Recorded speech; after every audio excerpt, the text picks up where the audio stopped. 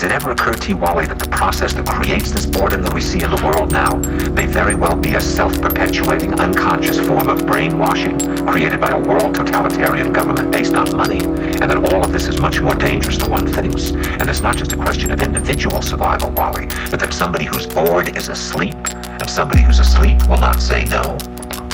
See, I keep meeting these people. I mean, just a few days ago, I met this man that my great king admires, a Swedish physicist, Gustav Bjornstrand, and he told me that he no longer watches television, he doesn't read newspapers, and he doesn't read magazines.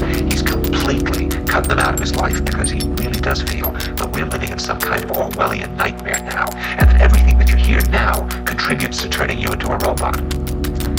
When I was at Findhorn, I met this extraordinary English tree expert who had devoted his life to saving trees. Just got back from Washington lobbying to save the redwoods. He's 84 years old. He always travels with a backpack because he never knows where he's going to be tomorrow. And when I met him at Findhorn, he said to me, "Where are you from?" And I said, "New York." He said, "New York, yes, that's a very interesting place. Do you know a lot of New Yorkers who keep talking about the fact that they want to leave but never do?" And I said, "Oh, yes." And he said, "Why do you think they don't leave?"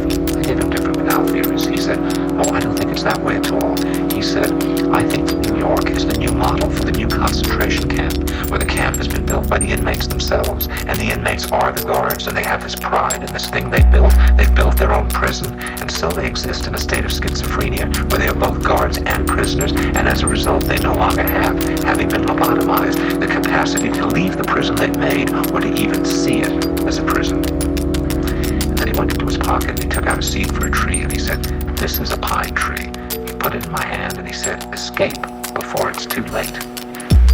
See, actually, for 2 or 3 years now, Chiquita and I have had this very unpleasant feeling that we really should get out. That we really should feel like Jews in Germany in the late 30s. Get out of here. Of course, the problem is where to go, because it seems quite obvious that the whole world is going in the same direction.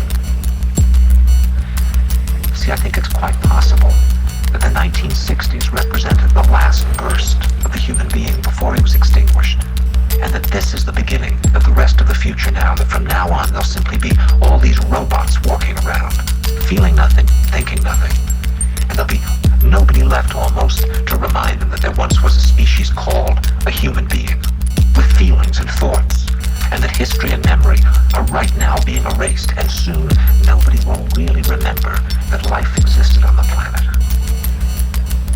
Now, of course, Bjornstrand feels that there's really almost no hope, and that we're probably going back to a very savage, lawless, terrifying period. Findhorn people see it a little differently. They're feeling that there'll be these pockets of light springing up in different parts of the world, and that these will be, in a way, invisible planets on this planet, and that as we, or the world, grow colder, we can take invisible space journeys to these different planets, refuel for what it is we need to do on the planet itself, and come back.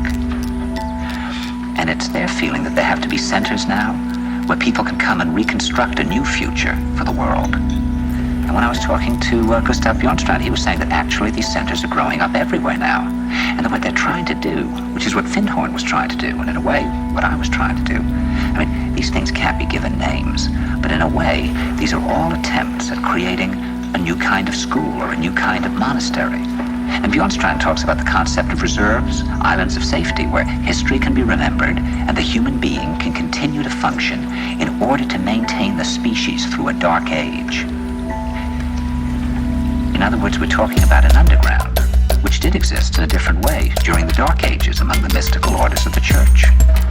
And the purpose of this underground is to find out how to preserve the light, life, the culture, how to keep things living.